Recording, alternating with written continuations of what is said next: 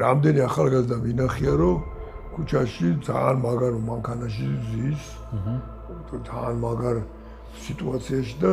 დარწმუნებული ვარ რომ ეს მანქანა არის მშობლის ნაკეთი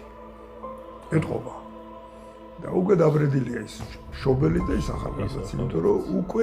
იმას აქვს ყველაფერი ისთვისაც უნდა იბრძოლოს თუ ადამიანს მიზანი არ აქვს დასახული და ბრძოლის ჟინი არ აქვს ეგ სისტემა არსებობდა რა ეს ნანახი მაქვს ეს იყო კომუნისტური ბოსების შვილები ცხოვრობდნენ რა რამდენჯერ გამიგია უწი რომ ეხლა მე უნდა ჩემს შვილს მოუვარო მე რაც ვიწვალე ეს ხوار იწვალებსო ხო ეს ფრაზა არსებობს ტვინში მირტყავს სულო მე რაც ვიწვალე ეხლა